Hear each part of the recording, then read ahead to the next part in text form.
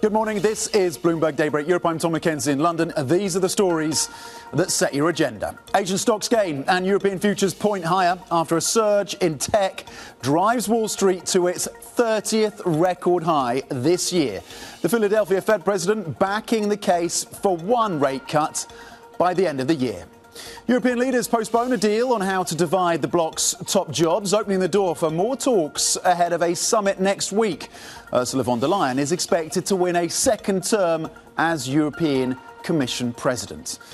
Plus, Russian President Vladimir Putin is en route to North Korea, his first visit to the Hermit Kingdom in more than 2 decades, as he pushes for more military support for his war in Ukraine.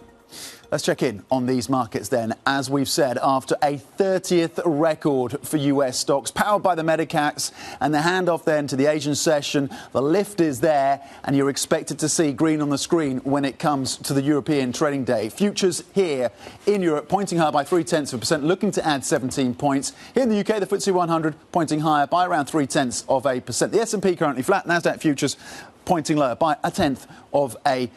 Let's flip the board and look cross-asset then. Yes, the Fed's Harker, not a voting member, but suggesting that for the moment, at least on the data that he's seeing, one cut by the end of the year seems appropriate, though he says he does need to see more data and several more rounds of data to confirm where he thinks the appropriate place would be for a potential cut. The US 10-year currently at 4.26. You did see yields moving a little higher yesterday, around 8 basis points on the benchmark 10-year. You had big corporate issuance coming through from the likes of Home Depot, and that seems to have weighed on treasuries. Euro-dollar currently down 0.1% on the single currency at 107. Bitcoin at 65,619. A broad sell-off in the crypto space. Bitcoin falling to the lowest levels in about a month. On the higher for longer narrative that we are hearing once again from these Fed officials, currently down 1% on the largest crypto in terms of market cap. Brent trading at $84 a barrel, down 0.2%. Let's cross over to Singapore. Avril Hong standing by for a check on the Asia markets. Avril.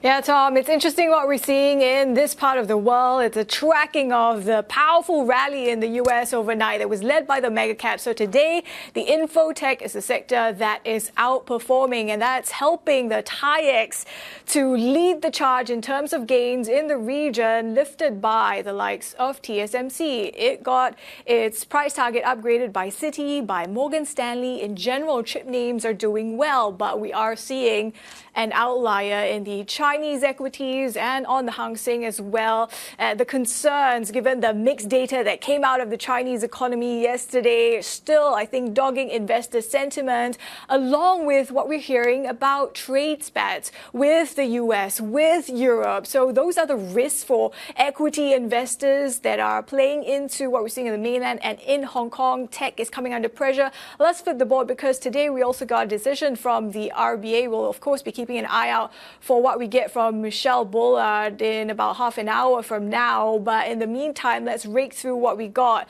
from the decision, leaving rates unchanged as expected. And if you look through the statement, it also says that it's not ruling anything in or out. But what was interesting was the last paragraph, a bit of a tweak to languaging, which seems to suggest that reiteration that rate hikes are on the table. So we're seeing a hawkish reaction, I think.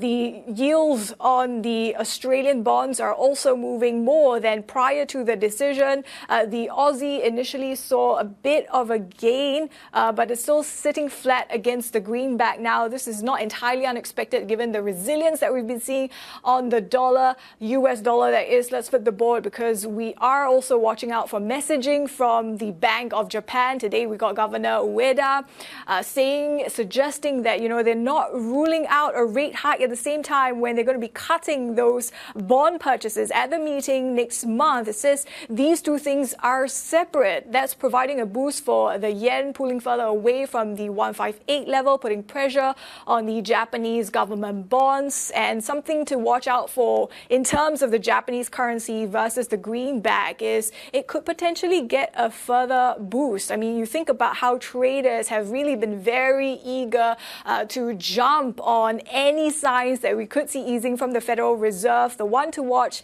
for later today, those U.S. retail sales. If we get a disappointment, that could show up in dollar yen, Tom. Yep, certainly. We will be unpacking and previewing, of course, those US retail sales expected to tick up around 0.3% month on month. Avril Hong in Singapore with the market action, of course, and giving us the details around that RBA decision, keeping rates on hold. But as you said, a hawkish statement coming through from the Central Bank of Australia.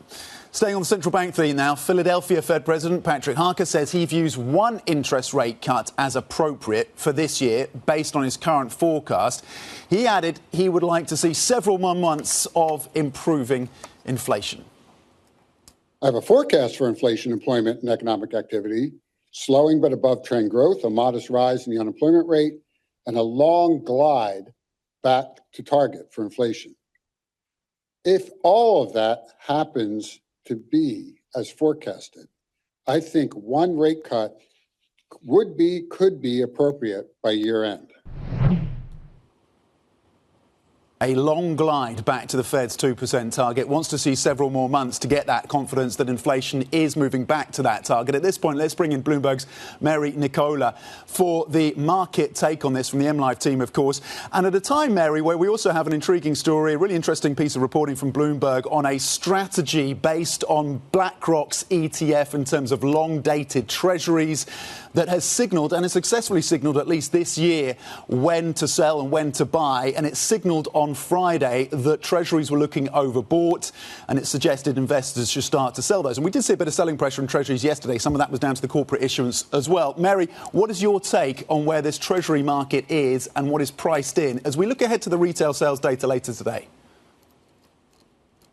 Yeah, if we look at the last month, treasuries have had a really strong run. So they're up almost 17 basis points over the last month. And it looks like the markets just got, and traders got overexcited about the CPI data, kind of shrugging off what the Fed had said in terms of only looking at one cut, looking more towards almost two cuts from the Fed.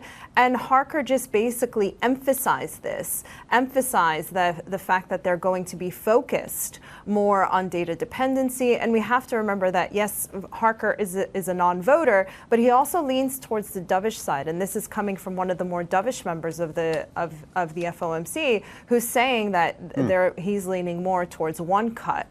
And of course, then you've got the momentum that had been building, and it looks like the treasuries have been overbought. So it looks like anything could trigger a sell-off here in treasuries, and it's likely that that could be one of the key things, is where that the momentum was too strong and too much in favor of treasuries, and that's likely to reverse. When it comes to the data question then, Mary, in terms of how this picture is evolving, it's interesting to hear from Goldman Sachs suggesting that this could be a pivot point in terms of the labour market of the US. But in terms of the health of the consumer, we will get a gauge later today with retail sales data coming through. What are you and the team going to be parsing when it comes to that data set?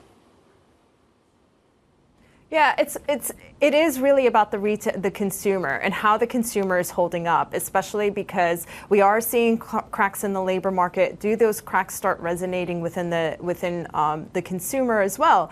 But of course, if we see that it's holding up relatively well, it will be hard for the Fed to decide on moving away and from a more hawkish bias. And we're going to continue to have that data dependency because, of course, we saw coming into this year that inflation was actually on course and was was softening, and then of course we had a hiccup in Q1. So there's no chance of taking risk that they want to see that the recent data is just a hiccup, or is it the start of a trend? Same thing with retail sales, and same thing with the labor market data as well.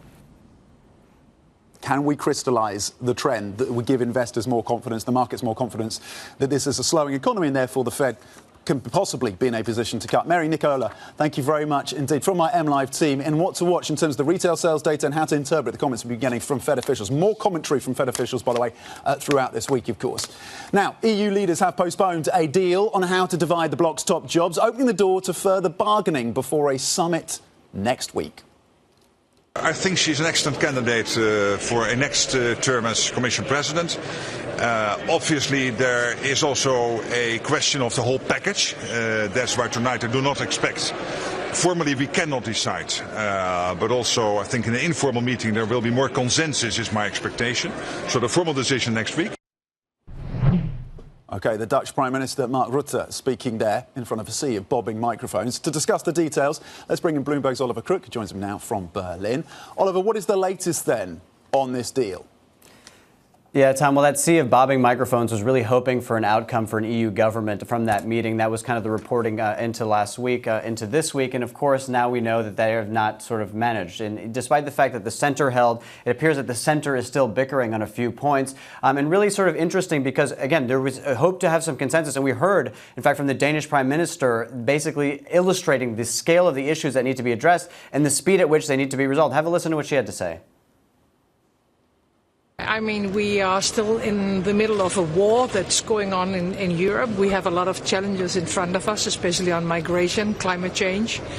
We still need a social balanced European Union, and we need to have a stronger Europe in the future. So with all these challenges and all the decisions in front of us, I think it's important that we take a decision as fast and as quick as possible. So that meeting went late into the night. And where does that leave things right now? Well, basically, Ursula von der Leyen is still the front runner for the Commission, as Prime Minister Rutte formerly suggested that she's still in the running. But it's the broader package. We still have Kaja Kallas likely as the sort of main foreign minister for the EU. The question, interestingly enough, Tom, is around the sort of European Council president, the post that is currently held by Charles Michel, whose job it is actually to bring these leaders together to make decisions like these. We understand that the EPP is vying to sort of break that down into a 2.5-year term rather than the current 5-year term, which would be a sort of, a bit of a more of a power grab for the EPP having done so well. But that will then now push this decision into next week for that European informal leaders meeting, as we say. But that, Tom, wraps on the 28th. 2 days later is the first round of French voting.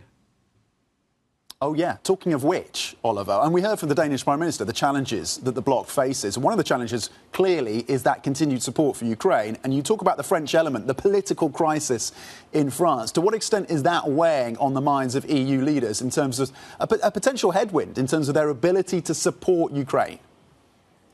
Tom, I think it's a huge concern for all of them. I mean, let's just think about it. Even with sort of people that agree on principle within the sort of EU, it's been very challenging to get some of this funding through. There's a lot of bickering still, at the top level. If you get to a position where you have basically an opposition government in the sort of domestic policy in France, that throws open a whole litany of questions, right? Macron has been very sort of outspoken on the Ukraine issue. I mean, he's the one who sort of teased the ability of potentially putting boots on the ground. When the fact of the matter is we don't really know what Le Pen's position would be on a number of issues, not least of which Ukraine and defense. She has been sort of more pro-Russian in the past. She has openly admired Vladimir Putin and some of the comments that she's made. And they used to have a little pamphlet on their website, which came down at some point last week. That was sort of their proposal on European defense. One of the tenets of that was to remove France from the NATO command structure, right? That is now gone. So that leaves a lot of questions for a lot of people about what that would look like domestically. And if Macron himself is sort of swimming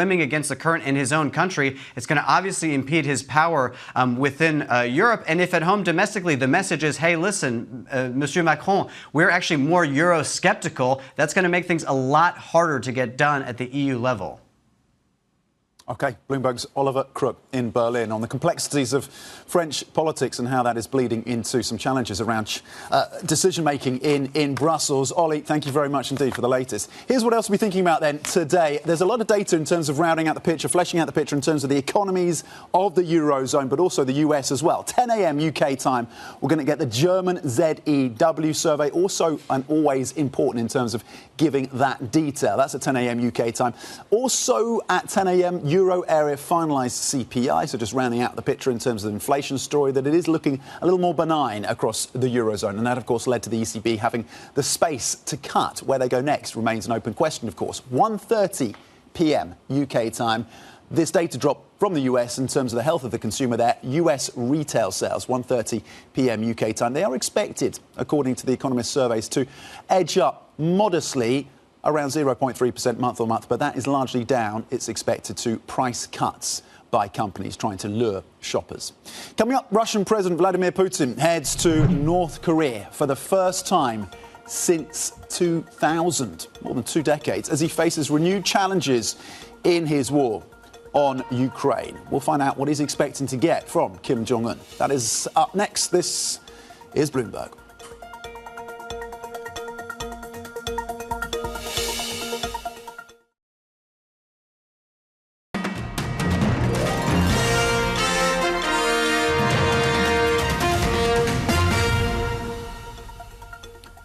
Welcome back to Bloomberg Daybreak Europe. Now, Russian President Vladimir Putin is on his way to North Korea as we speak, followed by Vietnam, in rare trips to longtime partners as he faces renewed challenges in his war on Ukraine. Let's get the details and bring in Bloomberg's John Herskovits. John, it's a fascinating trip, an agenda for the Russian president. He clearly has a big ask for the North Koreans. What is it, and what is he likely to get from this trip? Well, North Korea has been supplying Russia with massive amounts of munitions, artillery shells. The South Korean defense minister spoke to Bloomberg last week and said that the shipments could have reached as much as 4.8 million artillery shells. And this is coming as the European Union is struggling to provide 1 million shells a year to Ukraine. What Putin was probably going to be looking for is even more munitions, missiles from North Korea, anything that he can get that can help him with the war. The thing is, North Korea has a lot of really old Soviet-era systems, and they have huge numbers of these things. They have ample stores of things like spare parts for old tanks, to these munitions, to even its newest ballistic missiles, and it shares a border with Russia, and it can get things to Russia relatively quickly.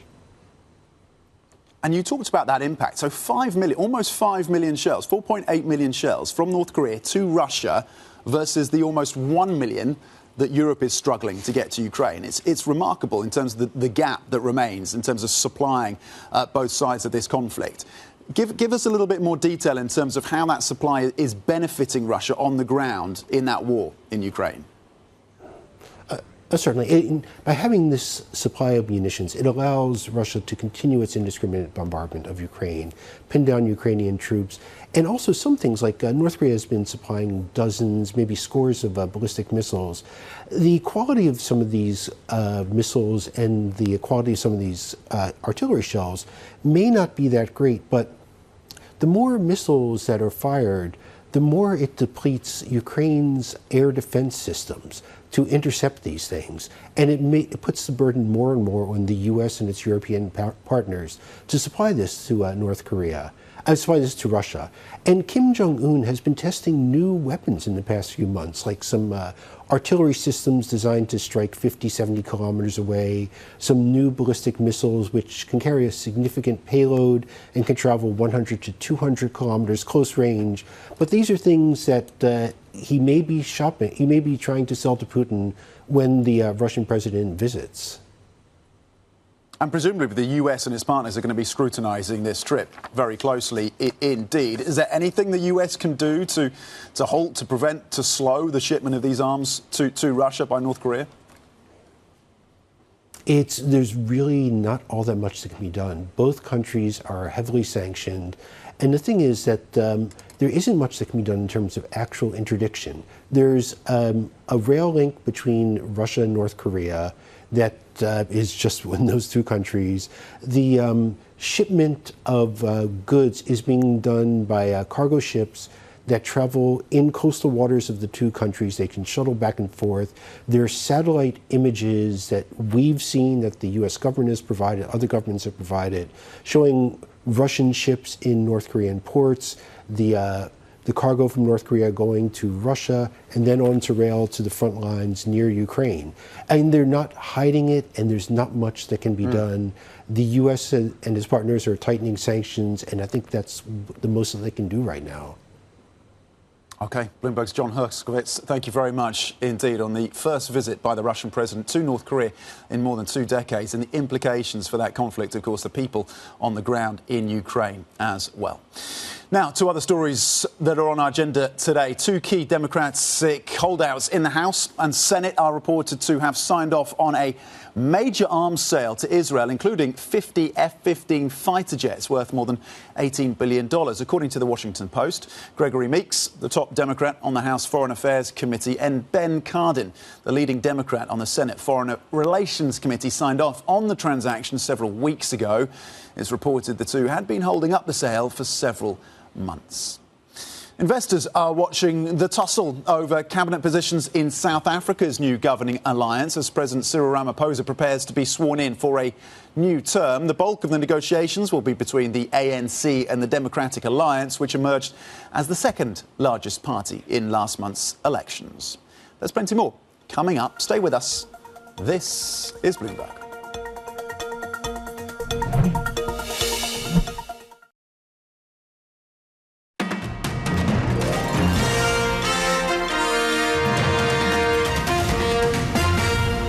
We see growth inflation gradually moving back to their long-term target levels. So growth, for example, we see gradually moving back to about 3%, which is where we see our long-term growth potential at.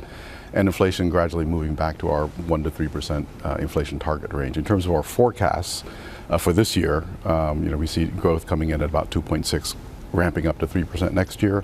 And inflation this year is still on average a bit below target, but gradually going back into our target actually, it'll come back into target within the second half of the year. Some are not optimistic, though. Some say that perhaps you will have issues getting to 2.6% this year, 3% next year, because output remains really, really weak, way below pre-pandemic levels. And when you take a look at inflation, for instance, core inflation in particular, still lackluster, 0.4% year on year. That is not a good story. Yeah. On the growth front, I have to say that we didn't change our forecast from this MPC compared to the last MPC. There's a headline GDP forecast is the same, 2.6%. But in terms of confidence about the numbers and seeing that the outturn came out close to what we had initially forecast, I think we have greater confidence in that number. Confidence not in terms of like there's more upside to the number, but confidence that number is likely to materialize and the downside isn't there. Why? A couple of reasons. First off, the Q1 outturn came in actually stronger than we'd expected. I know the headline, Q1 year-on-year number didn't look good, 1.5%. Didn't look good from an optics standpoint. But you look at it in terms of quarter-on-quarter movement from the fourth quarter. In terms of our estimates of the seasonally adjusted quarter-on-quarter number, it was a 1.5% quarter-on-quarter change, which is about twice the average level that we've seen in terms of quarter-on-quarter movement. So a pretty good pickup. That was the Bank of Thailand governor speaking exclusively with Bloomberg's chief South Asia correspondent Haslinda Armin. Now, staying on Thailand, former Thai leader Thaksin Shinawatra has been formally charged in a royal insult case. The accusations stem from a 2015 interview. Thailand's strict lèse-majesté law protects the royal family from criticism. A court is also weighing a petition to disqualify Prime Minister Seta Thavisin. He faces allegations of ethical violations after appointing a cabinet minister who spent time in prison. Hong Kong will allow market trading during typhoons and major storms from late September. The decision will end a decades-old practice that left the city an outlier among financial hubs. Hong Kong is typically hit by 5 to 8 typhoons each year. Coming up, we're going to take a closer look at how France's political turmoils are triggering security fears in the rest of Europe. That is next. This is Bloomberg.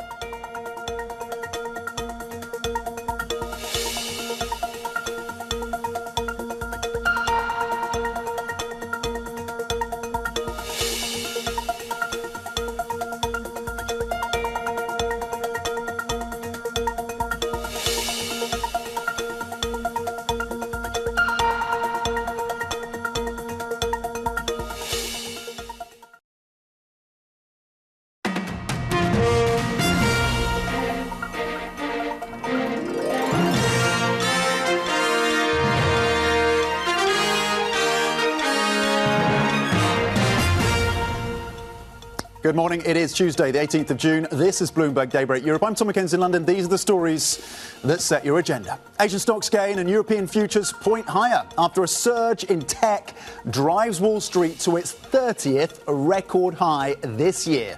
The Philadelphia Fed president backing the case for one rate cut later this year. European leaders postpone a deal on how to divide the bloc's top jobs, opening the door for more talks ahead of a summit next week. Ursula von der Leyen, though, expected to win a second term as European Commission president. Plus, Russian President Vladimir Putin is en route to North Korea as we speak. It's his first visit to the Hermit Kingdom in more than 2 decades as he pushes for more military support for his war in Ukraine. Let's check in on the markets then. Yes, a third 30th record high, not just a third, a 30th record high so far this year for US stocks. It was the mega-caps that came to play once again. Tesla had a very good session. The chip makers also rallied yesterday. And it looks like the European session is going to get a pickup from the gains that we've saw overnight in the US and, of course, the handoff to Asia as well. European futures pointing high by 0.4%.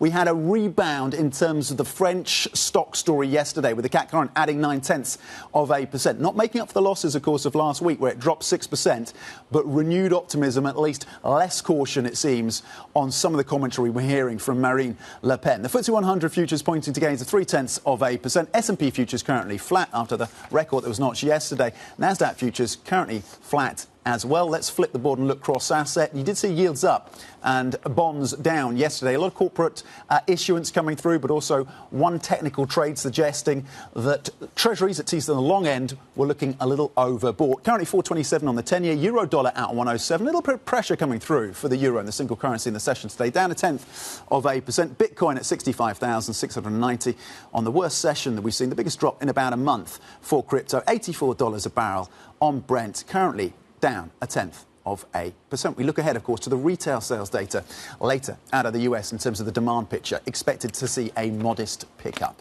Now, to the politics of France. I touched on the CAC 40, of course, in terms of the trading session yesterday, but concerns are growing that France's snap elections could jeopardise EU military spending and support for Ukraine. The far-right National Rally continues to lead opinion polls ahead of the vote in 2 weeks' time. Bloomberg's Caroline Conard joins me now from Paris. Has been, of course, monitoring all of this for us. Caroline, France, the defence concerns. Macron has been really this pillar, hasn't he, within the EU, pushing for greater coordination in terms of defence and also pushing the line in terms of how far EU nations and France should go in supporting Ukraine. What is the fragility now in terms of the French support for that country and defence more broadly across the bloc?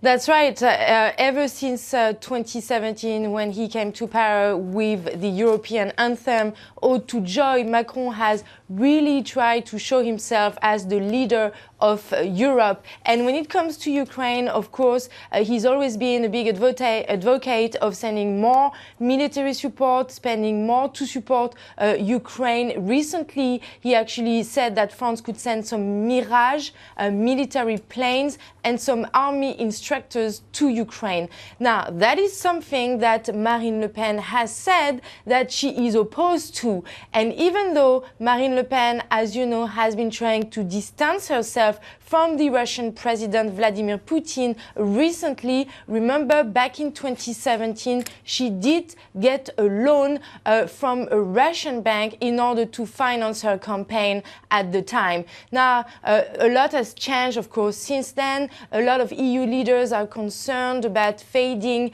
spending for defense. Macron himself has pledged 3 billion euros to Ukraine for this year. So we don't know if these 3 billion euros are at risk quite yet. But it's hard to imagine that just 2 weeks ago, you had President Zelensky in Normandy for the anniversary of D-Day. Indeed. Caroline, what do the polls say? What are the latest polls saying about the challenges that face President Macron from the left and from the right? One actually very interesting poll from last night for IFOP, for LCI TV channel, is showing that the National Rally support is actually down 2 points at 33%, and the support for this alliance of left-wing, the so-called New Popular Front, is gaining 2 points at 28%. So the two blocs are edging closer to each other, with Macron's party a distant third with around 18% in the polls at the moment. A hung parliament, therefore, is a central scenario for many analysts. In fact, Macron's party has decided to not present any candidate in 10% of the constituencies in order for the more moderate from the right and the left to have better chances to access the second round on July 7. But the presence of the far left, of course, in this alliance of the left is a turnoff for many moderate center-left voters.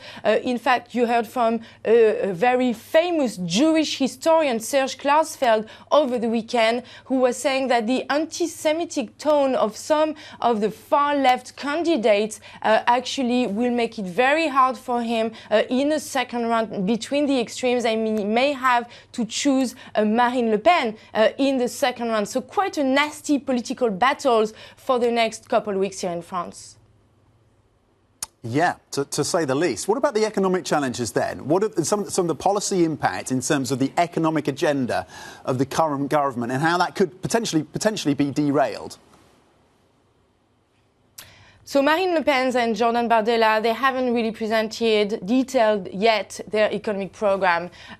They say actually Marine Le Pen said over the weekend it was going to be quite reasonable. So we'll have to see the details. But some economists are worried that it could mean an increase of 100 basis points above what the market currently prices in terms of borrowing costs for France. It could also mean an increase of the debt to GDP ratio. Currently, it's around 110%. This could actually jump to 147% if far right comes to power. Now, if you look at the Union of the Left, they have detailed already their economic program, and they also have some very costly measures, such as blocking the prices of essential products, ending all trade deals, that's what they say, and also abandoning, for example, the flat tax of 30% on capital, which means there is currently a ceiling on how much taxes you can put on capital. So also some concerns for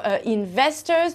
We don't have yet the exact cost, but in 2022, the Institut Montaigne had estimated that Marine Le Pen's presidential program at the time would cost 100 billion euros, and that Mélenchon's program for the far left at the time would cost more than 200 billion euros. So it's hard to tell exactly if the markets are really going to calm down over the next few weeks. Wow, OK, 100 billion euros, 200 billion euros. What's a few hundred billion euros between friends? Caroline Cornet in Paris, thank you very much indeed in terms of the political challenges that France currently faces and how things are lining up. Caroline, thank you across the story for us, of course, with all the detail. Let's get back to the central bank story before we move to UK elections and the UK politics, because the RBA and the governor of the Bank of the Reserve Bank of Australia is speaking, and you can see the live pictures there of Michelle Bullock. This is after a pretty hawkish statement that came through from the RBA. Yes, they kept rates on hold at 4.35%, as widely expected, for a fifth straight meeting. But it was a hawkish statement, and in that statement was the line that they are not ruling anything in or out. Now, the governor of the RBA is saying that the board did discuss the case for a rate hike at the meeting. They did discuss the case for a rate hike. The RBA, along with the BOJ, are seen as just the only two major central banks considering rate hikes. And the RBA is on the list, and they're confirming that was discussed. They say they need, Bullock is saying they need more comprehensive CPI readings. We know they've been concerned about the stickiness of inflation. She's saying that the June quarter CPI will be important. The board is alert to the potential CPI upside risk. But for me, really standing out is that the board did discuss the case for a rate hike at that meeting. We'll keep across this story for you as we check in, of course, on Australian assets. The Aussie dollar is currently rallying up 2%, 0.2%, I should say, up 0.2% versus the US dollar, as you can see. In terms of Australian equities, you're seeing gains there of around 0.8%. Yields moving higher as well, up 5 basis points currently on the 2-year. In terms of the Aussie, up 4 basis points on the 10-year. Now, to UK politics. We'll switch focus, but we'll keep across, of course, the lines coming through from the RBA and the governor there. To the UK, where Brexit figurehead Nigel Farage has unveiled a, quote, unashamedly radical manifesto for his Reform UK party ahead of next month's general election. This election is, for our party and for me, the first important step on the road to 2029. Our aim and our ambition is to establish a bridgehead in Parliament and to become a real opposition to a Labour government. OK, Bloomberg's EMEA News Director, Ros Matteson, with the details and the context around this. Ros, he described it as a contract for the people rather than a manifesto, whatever we call it. What was in this document? What stood out to you in terms of the key policies of this Reform Party that is really posing a challenge for the Prime Minister right now? Well, there's a lot of tax cuts in there, £90 billion of tax cuts, £50 billion in spending increases. And that includes lifting the threshold for income tax, for example. It includes abolishing inheritance tax, magically getting rid of those very long waiting lines we've got in the National Health Service, encouraging oil and gas drilling in the North Sea, basically walking back any of the net zero commitments that have been made, but also that very tough stance on migration that he's really anchored his campaign around, which was abolishing any kind of EU restrictions that remain on UK policies, very tough stance on migrant boats coming in, that sort of thing. So a bunch of policies there. Immediately the question is it all adding up? Do the sums add up? And economists are saying no. It actually doesn't make any sense in terms of numbers adding up. But even Farage yesterday was saying this is not meant to become policy. He doesn't expect these things to translate into actual law. What it's about is pushing the Tories further to the right and also leaning on Labor, because interestingly what we're seeing is Labor taking quite a strong stance on migration in this campaign. So it's about directing these parties in a certain way, the Tories but also Labor. And they talked about creating this bridgehead in Parliament, looking to 2029 as well. What is the polling telling us about the strength of this upstart party, Reform UK, the risk it could pose to both the Conservatives and Labour, within, of course, the context where we have first past the post and not proportional representation? Well, that's right. And so they're polling around 14%, according to our poll of polls, and the Tories are around 22%. So that's quite frightening for the Tories. And some polls, in fact, show that Reform is in front. The question is, how does that translate? Does that translate into votes, into seats in that first past the post system you talked about? Because you've got a lot of disaffected Tory voters looking around saying, what else is there for me? And perhaps gravitating towards Reform in the minute. On the actual day, will they vote for Reform? That's hard to know. How does it translate on election day into votes, into seats? Reform has no seats in Parliament at the moment. They may get a few in this election, possibly even Farage, where he'd obviously sit throwing sort of firebombs at Labor and the Tories from afar in Westminster. But will they get enough seats to do much? They don't really need to be a significant bloc in Parliament to have that influence. We can see that in the campaign. So we may not see a huge number of Reform MPs sitting in Parliament after the election, but obviously they're going to be an influence on policy either way. OK, Ros Madsen, thank you very much indeed. EMEA News Director, of course, on how the UK political story is evolving. Now to some other stories making news this Tuesday. GameStop CEO Ryan Cohen says he is focused on turning the video game retailer around by boosting profitability and avoiding the hype of the meme stock frenzy. Cohen was speaking at an annual shareholder meeting that was delayed from last week by technical issues. GameStop has struggled to pivot away from physical stores to a digital-first strategy. Revenues without profits and prospects of future cash flows are of no value to shareholders. This means a smaller network of stores with an expanded assortment of higher value items that fit into our trade-in model. We are not here to make promises or hype things up. We're here to work.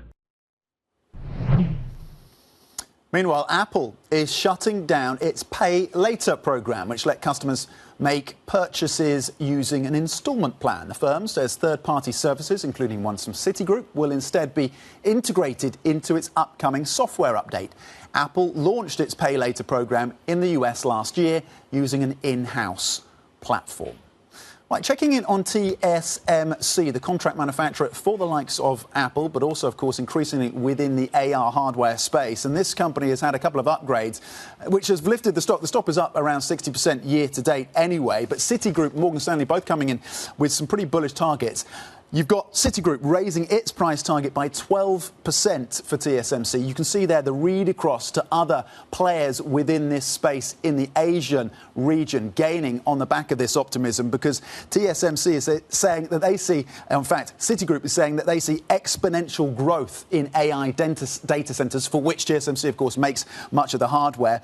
Morgan Stanley saying the Apple Intelligence, so Apple's AI strategy, was significant as well, and they see TSMC as a long-term AI semiconductor winner. And you can see that's lifting the broader semiconductor space. And we'll see the read across, of course, in the European market as well, and check on some of the European semiconductors on the back of this continued enthusiasm around hardware and AI. Coming up, EU states push past opposition to pass a controversial nature restoration law, sparking a rift between Austria's coalition partners. We're going to bring you the story next. This is Bloomberg.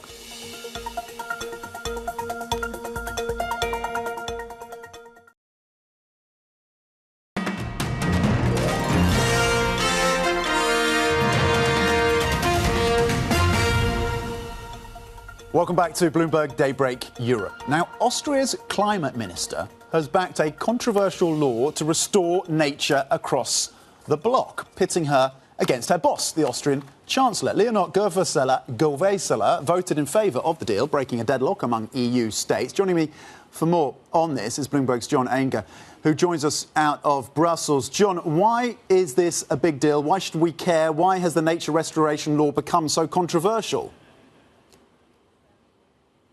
So basically, this law, which is a plan to restore around 20% of Europe's land and seas back to its original state, has become the main target for those that say the Green Deal has gone too far. This is a rule that some fear could have implications for agriculture. It could have implications for building on land, because you can't return it back to a built-up state. So this has really become one of the most controversial aspects of the Green Deal, and has found itself really at the centre of those who are pushing back against the Green Deal. So talk to us. There's clear tension within the political mechanics of Austria on this. How did the deal come through? How did they manage to get this breakthrough? Yeah, so at one point a few months ago, the deal looked completely dead. Member states were deadlocked. A number of countries were blocking it. So we had Italy, we had Hungary, we had Poland. We even had some of the Nordic countries who feel that this could have implications for their forestry sector, pushing back on the deal. So it looked dead, but it did only need one country to change its mind. And now in Austria, the dynamics are quite complicated. There's a coalition, and in that coalition is this Green minister, Leonhard Gewessler. And she has taken it upon herself to shift the position of her country against the Chancellor ahead of elections this September. So she has single-handedly moved the country and voted in favour of this nature restoration law and got it across the line, which is a really significant move for something that even just a few weeks ago kind of looked as though it was on the cutting room floor. Yeah, and look, as you said, John, this is much more than just a question of Austria. This is about the Eurozone. This is about the EU and their green ambitions. What does it mean for the rest of the EU's Green Deal at this point? Well, I think just last week, we had the EU elections, and I think a number of analysts and activists breathed a bit of a sigh of relief, because the far right didn't gain as many seats as some had really feared. The centrist majority, which originally backed the Green Deal 5 years ago, maintained its majority. So I think as the overall picture, we're going to see that implementation of the Green Deal will still take place. But where the Green Deal touches upon more difficult aspects, especially agriculture, we're still likely to see a lot of opposition from certain quarters, both within the Parliament and within certain member states, who are more reluctant to sort of add to any sign of inflationary pressure across the bloc. Yeah, and particularly as the farming lobby is very powerful in a number of these member states, like France, of course. John Anger, thank you very much indeed, joining us from Brussels on a key step in terms of implementing that nature law and the Green Deal of the EU and the implications. John, thank you. There's lots more coming up. We're going to break down what we've been hearing, the latest in terms of where things stand on Fed pricing. We've got retail sales data coming out of the US later. We'll get a preview of that. Stay with us. This is Bloomberg.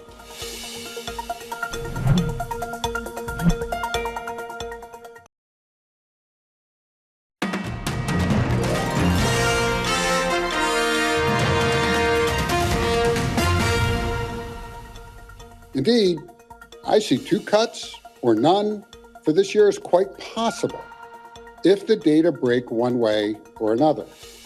So again, we need to remain data dependent. We need to let this data play out. Philadelphia Fed President Patrick Harker there saying he wants to see more data in terms of having that confidence. So we've heard that, of course, from Fed officials, seeing that where things stand right now, one cut is probably appropriate. That's the call from Harker by the end of this year. Jan Hatzius and co. from Goldman Sachs, by the way, still sticking to their 2 cuts this year. September and December is the view then from Goldman Sachs. In terms of the markets, pricing at about 45 basis points. The first cut not fully priced until November. 45 basis points priced by the markets by the end of this year. And this is how things have adjusted in terms of the sentiment around where the Fed could go. Of course, bring yourself back to January and you were expecting 6, possibly 7 cuts. Well, that has adjusted quite significantly, hasn't it? We continue to listen out, of course, for Fed speakers, and we monitor the data as well. And we'll do a bit of a preview on that in the next minute or so. But let's flip the board quickly and just reflect on what's been happening in terms of one particular trade, in terms of a technical trade. And what we're seeing on this chart is a 2 standard deviation line in terms of the Bollinger line, the red line and the yellow line. 2 standard deviations either above or below the 20-day moving average on a BlackRock ETF in terms of longer dated treasuries. And this showed a sell signal. You can see that on Friday of last week because it was overbought. According to the technical analysis coming through here, overbought territory for longer dated US treasuries. And you did see, in fact, a bit of selling yesterday. Some of that was down to corporate bond issuance. This strategy, though, has played off this year, at least, in terms of the 3 previous times. Oversold, overbought, oversold, and that has paid off the last 3 times that this strategy has come into play. So we'll see if that continues as you look at 10-year yields around the 426, 427 level. Let's flip the board and quickly look at the retail sales picture. You are expected to see a modest tick up in terms of retail sales out of the US, 0.3% for the month of May, but a lot of that it's seen, at least from the team at Bloomberg Economics, as down to price cutting as consumers remain pretty sensitive or increasingly sensitive to this higher rate environment and less willing to borrow to fund their expenditure. But we'll see if that comes through. The 0.3% growth is what's expected for the most recent month in terms of retail sales. Coming up, an exclusive interview with the CEO of Novonesis. That conversation coming up on the Danish drug makers Capital Markets Day, 9:20 a.m. UK time. Markets Day is next. This is Bloomberg.